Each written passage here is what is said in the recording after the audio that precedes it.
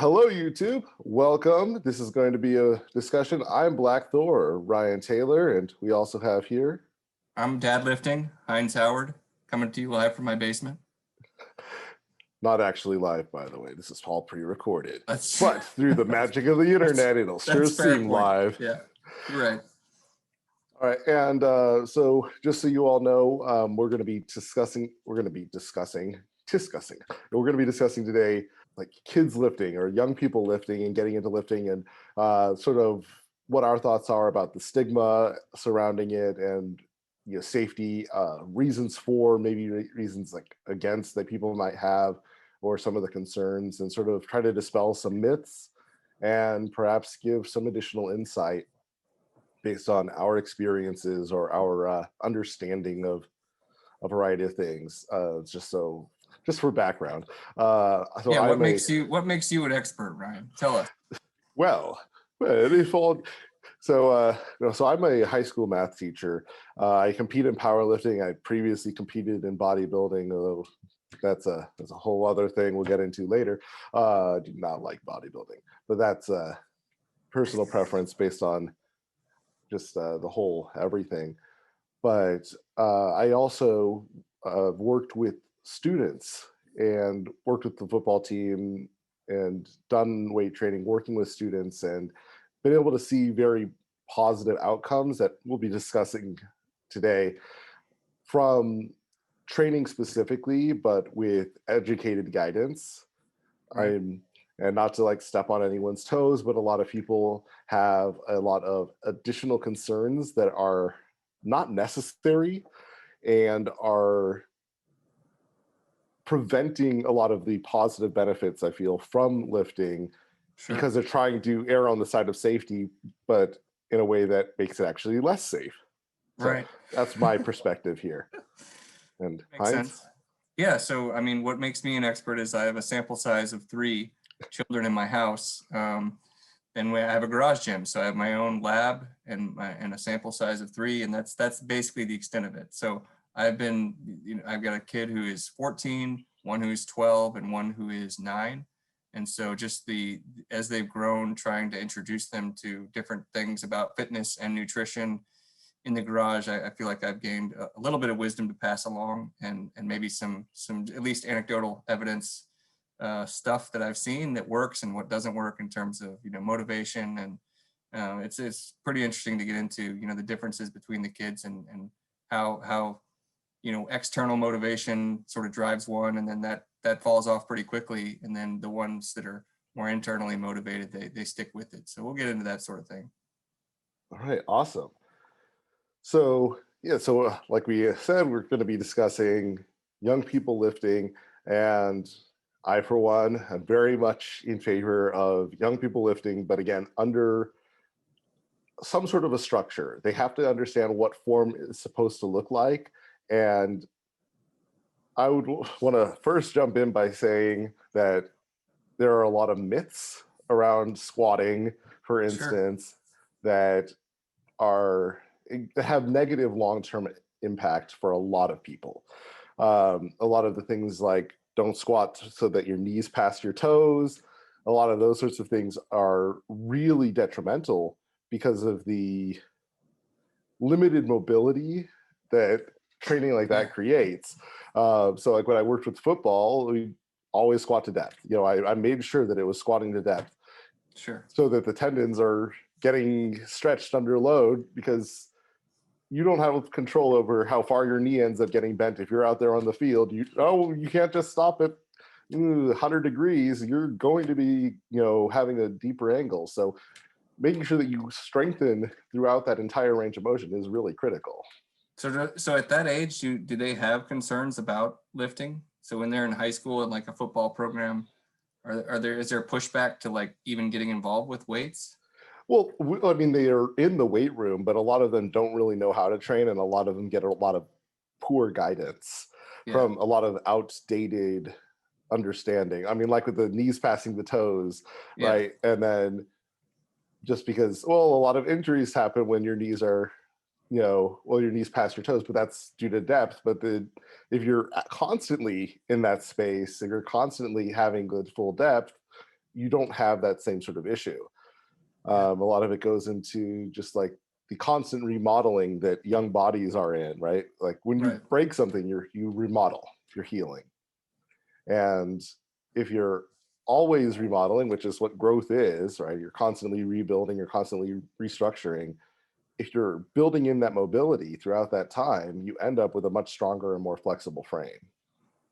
And some of those things, like, is it in the football side of things, are people really focused on, like explosive movements? Like I always see gym footage of football rooms where people are doing like hang cleans and power cleans. Is that still a big part of the Well, overall? I know that's what I would do. I did a lot of squats, power cleans, Yeah, and deadlifts, and then like yeah, overhead pressing more than overhead pressing and push pressing more than bench.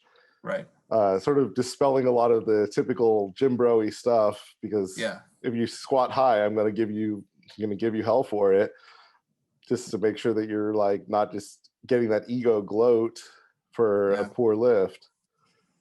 That's And so that was a big driving factor for So what kind of like reps and sets do they do? I mean, because obviously, you get stronger to test your 1 rep max at some point when you're a power lifter, but you don't want to do that all the time. Is there, like with young kids, do they want to max out every week? so typically you wouldn't want to max out every week, but the Right. kids want to max out. Yeah. Right. So I mean, but that gets to be part of it too, right? Because progressive overload is what gives the adaptation. And if the students are always, or the young people are Yeah. always trying to PR, then it's like, okay, well, you didn't make it. Okay, here's what you need to do. Here's something to work on so that you can get there.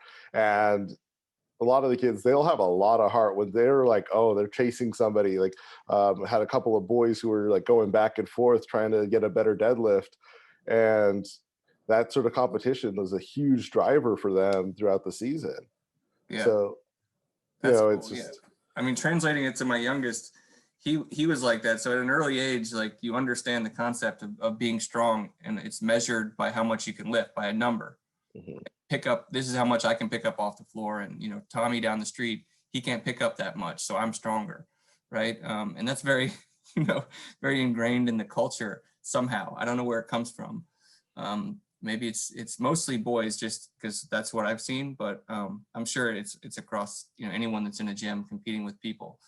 So at that age, it's all about the 1 RM, and he would he would love, like my son who's 9 years old would love to be able to just go in the gym, magically just lift more than all of his friends without ever having to do anything before that.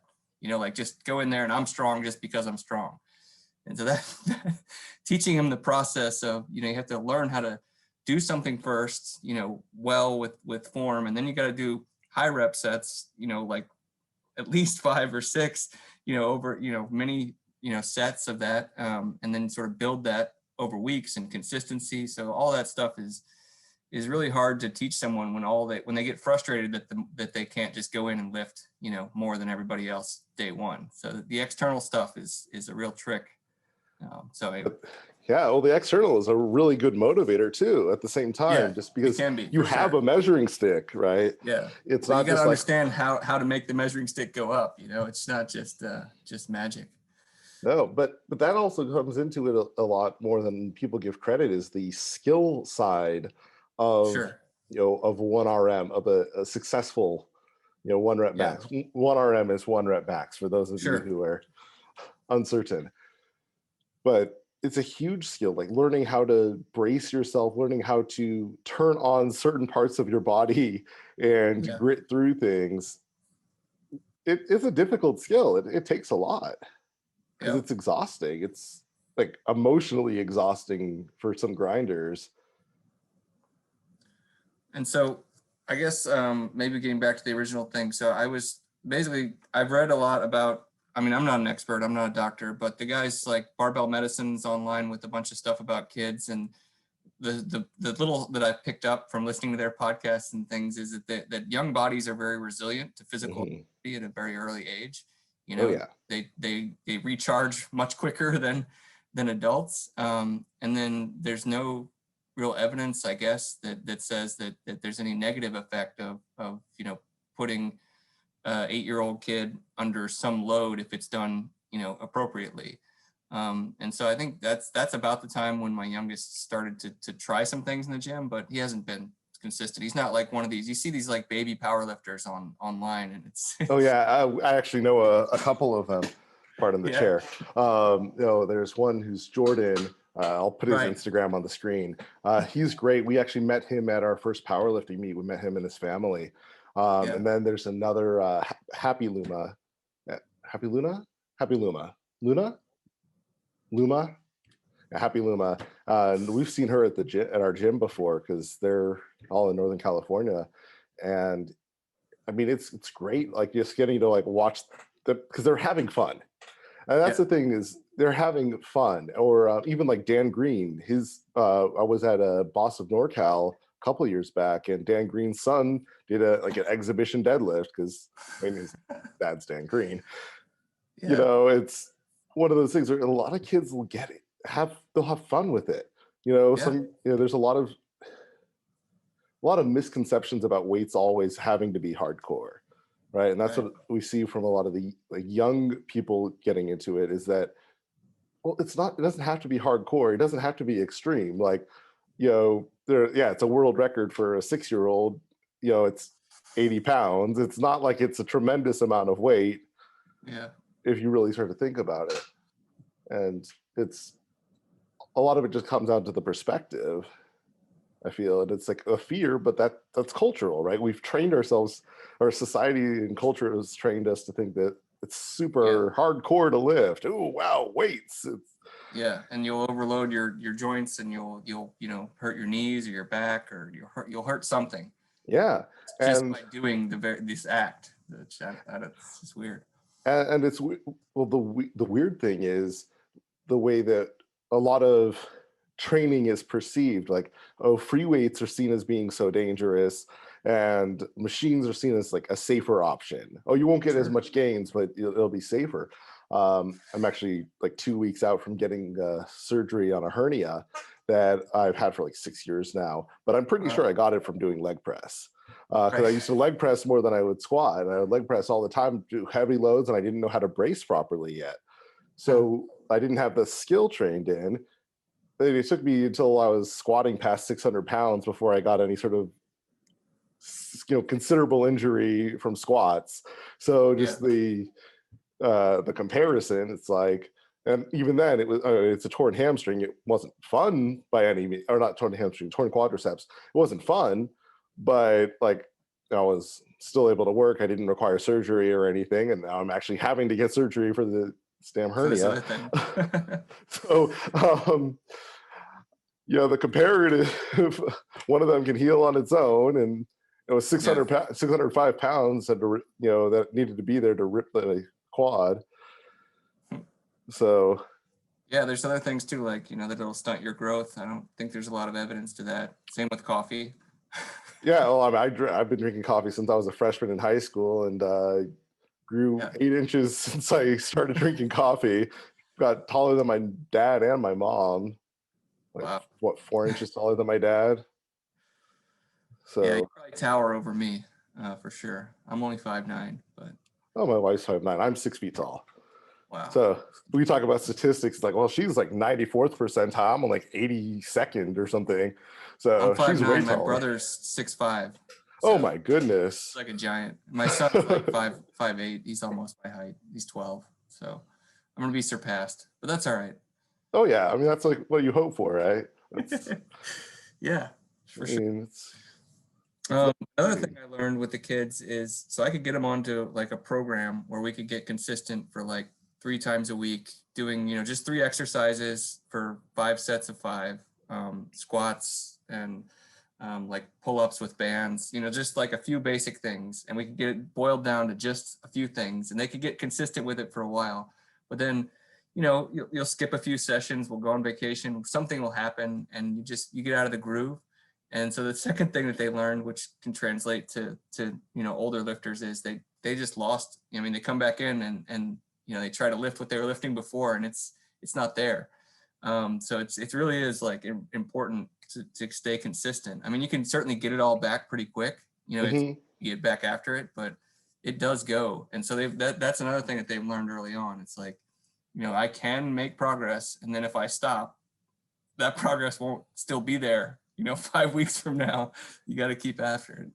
But on the other hand, that is another learning opportunity, right? Because the strength comes back surprisingly quickly. Right. I mean, just because most of it, I think, is neurological. I mean, because you have a lot of temporary, like muscular volume stuff, but you don't actually have that much like muscle protein degradation with the time, even if Yeah. it's a few months. You start, getting back into squatting again, and the strength will come back within a few weeks if you're I think pushing for it. them, it's definitely more like they've lost the ability to do the movement. Like they forgot Mhm. how, like they were developing a technique and a skill. And that is, a huge part of, their ability to lift weights. I mean, because, they're stronger than they realize. They just don't know how to do it. Yeah, but then a lot of that's like, okay, how can you continually ingrain the motor patterns? Like, I mean, Yeah. maybe this is TMI, but like we were just out walking our dog this evening, and when he makes his poo, I squat down to get it, and I Yeah. do my same squat stance. I come down to parallel, I wait for him to finish, and then I get it up. That is a lot of information. Thank you. Appreciate But it's that, it's twice a Yeah. day. I'm making sure that Yeah. I'm holding You in the squat squat to get off stance the at toilet, parallel. you get to stand up. That's right. It's so important. And, Yeah. and the thing is, I mean, to bring it back to our main topic, right? With young people in lifting, you're a lot less injury prone if you're lifting. I know that back before well, this is like in a few years I wasn't training at all, wasn't lifting at all.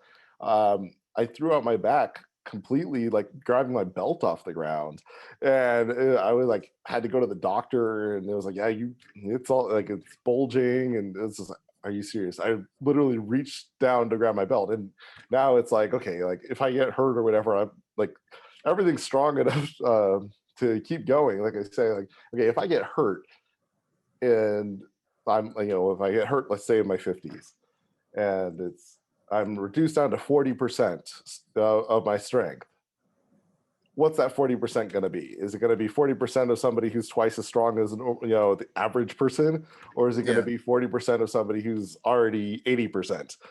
Yeah. So Right. then it's okay, less than a third of what you should be having. That's going to be difficult to function. Yeah, no, that's true. It's a good point to get started early. Like, and that's my whole motivation, with all this lifting stuff is twofold. It's to like, make as much progress as I can, like to make up for lost time, basically. So like I didn't learn all this stuff until I was like 30 years old. And the internet's been a great resource for all that. And I'm just trying to like make up for lost time and trying to push as far as I can in terms of aesthetics and also strength at the same time, just to try to do everything.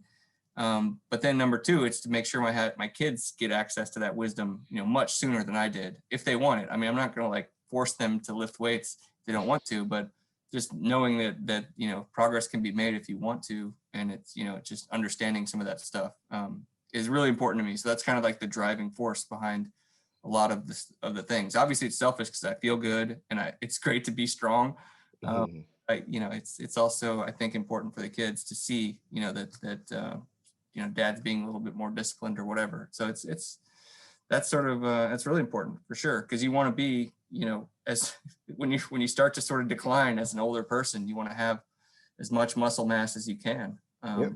On That's that. exactly what I'm saying. Yeah. And we're of a like mind there. And I think it's it's important.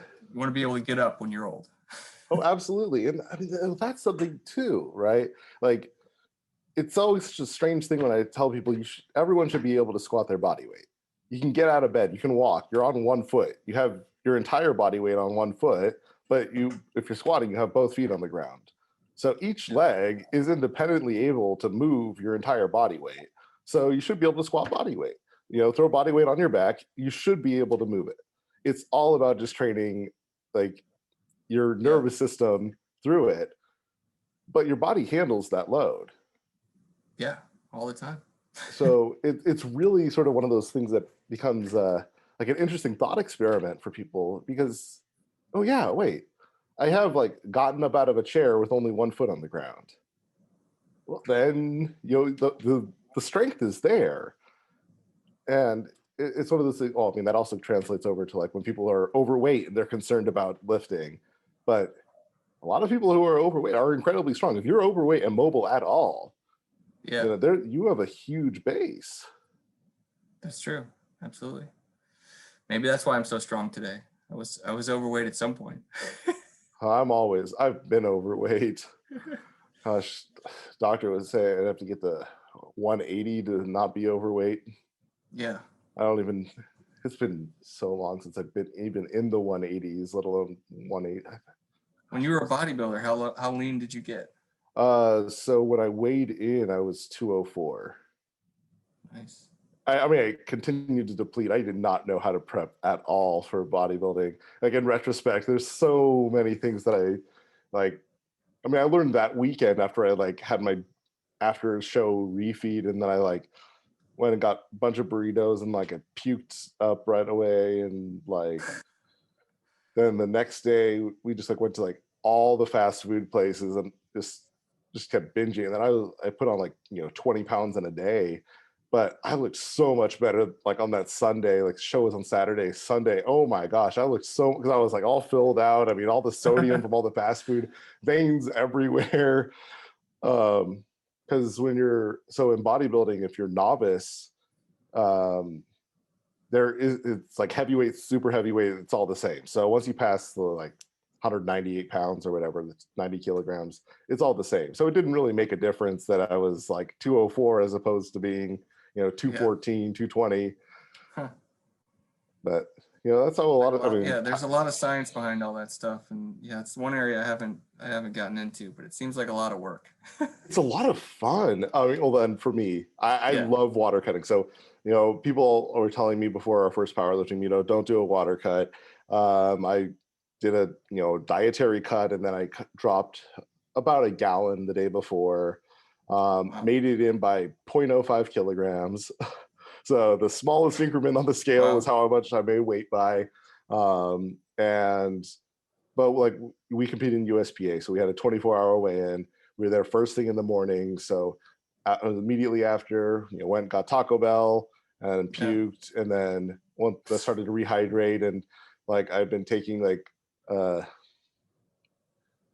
I was taking laxatives, but the laxatives couldn't work because I was too dehydrated. So then after that, I just flushed everything. But that's that'll have to be a story when we get all the other powerlifters on for their whole deal. But Yeah. no, Well, I love the water cutting process. It gives a lot of extra focus. Yeah. Like Hans, do you watch Star Wars? Yeah, sure. Oh, okay, so like when like she was talking to Anakin about how dark side gives him gives you focus. Like that's really how it feels when you're in the water cut and you're just feeling miserable. You're feeling completely like out of it, but it's like, okay, you just got to keep pushing, got to keep pushing. Yeah. Getting that zone. That's cool. And but that translates for Wait till I kids. get to be 40, I guess. Is that when I'm going to be a master's lifter? And then That would be masters, but that's what, just a couple months away. Yeah, it's like 6 months away. I'll be 40. But submasters is still a thing too. Submasters is its own category that like. Is it? Yes, at USPA they have submasters from 35 to 40, so or like 39, whatever. But it's it's like negligibly used because it's like, oh well, it's submasters, like just to be in the open. But yeah, you might want to check the records. There might be some open records you can nab up. That's funny. Well, the other thing that's like an issue in terms of the kids is just trying not to overload them and deter them from lifting weights in the future, because like you don't want to be the guy who's like pushing them so hard that they just there's so much energy around it that they never work out again, which I don't think is going to happen with my kids, but it's something I'm definitely conscious of. And the same thing with nutrition. Like my wife gets on me all the time for being super anal about everything, from a dietary perspective and the impact it's going to have on the kids over time. And I think they're going to have to learn at some point that sugar and like there's things happen when you eat food to your body. So it seems like it's important lessons to learn, but it is kind of can be a conflict because there's so much stigma around that too, not just lifting weights, but also just, you know, like you've seen, what is that movie with the girl who does what is that called? The beauty pageant. She's a little girl and she's forget. Anyway, I'll think of it. But there's like this whole scene where she wants to eat ice cream and then the dad's like, oh, but you know, ice cream, you know, those other beauty pageant stars that win the contest, do you think they eat ice cream? Like, and he's like this huge villain in the movie. The Little Miss Sunshine, I think is what it's called. Oh, okay. I haven't seen So that. like the dad is like the bad guy for bringing up nutrition in the house, and it's like this big thing. But at some point they'll have to learn. She was a little young in that movie, but you know, 10, 12 years old, you kind of understand that if you just eat Funyuns all day, you're not going to be, you know, looking your best. Oh, absolutely. And a lot of that comes into, again, there's like a lot of culture that's misappropriated language, right? Like Sure. when people talk about, oh, like, ooh, carbs, and it's like they're thinking cake. I'm like, have you ever looked at the nutrition facts on that cake you're calling a carb? Because 70% of the calories are from fat. It's not the carbs. It's that carb, it's that you know, that sugar fat combination there. And that's really consistent. But that comes down to like the education and the learning and the actually like exploring things, because it's so easy to label something as a carb because you're like seeing, oh wow, cups of sugar, not thinking of like, well, there's the density and the calorie density that you get with your oils, because they're a lot, you know, a lot denser and more calorie dense. And both of those things together, I mean, oh, it's just that much butter, and then it's this much flour and sugar, but it's like, well, that much butter is actually twice as many calories. A lot of butter, yeah. No, it's the same thing with, you know, healthy foods and what's not healthy. Nuts, you know. Oh yeah, calorie dense. I mean, Ethan was just talking about that, right, with his pecan pie, and I have pecans in the cabinet, just like barely. Nuts and raisins and stuff that's super healthy, but is it? I don't know. I mean, it's candy. I mean, that's how I see like a lot of stuff. Like anything that's dried fruit, it's like, okay, it's candy. It maybe has a little bit of fiber. Like if you're dealing with the dried fruit, maybe you get a little bit more fiber than candy, but you know, really treat it as candy. When you're thinking of it, treat it as candy. You know, when I'm making anabolic recipes, I pretty much use like raisins or chocolate chips. They're substitutable. They're the same thing. They're little bundles of extra calories that provide flavor and, you know, contrast. Yeah. And that's something that's really important to inform young people as they're learning. You know, not necessarily to tell them, oh, this is what you should eat, this is what you should eat, but like learning this is what you are eating. Yeah, that's important for sure. You know, it doesn't have to have a stigma if it's just like, this is what it is. Yeah. You know, that's one of the things that's like really interesting, because kids ask questions like, wait, why is this bad? And it's like, well, it actually has more nuance than that. And yeah, it's not bad and good, it just is. And you can use what is to you know, achieve your goals, whatever they may be. Yeah. Anyways, YouTube, if you want to see the rest of this video, make sure, before you do, make sure you go and like and subscribe and ding that notification bell so you can see more awesome collabs like this. Drop a comment down below for other things that you might want to hear us talk about or hear others in our various circles talk about. We're trying to get this going. But for the rest of the video, there's a link down in the description so you can go over to DadLifting's channel to see the rest of it. So I will see you over there.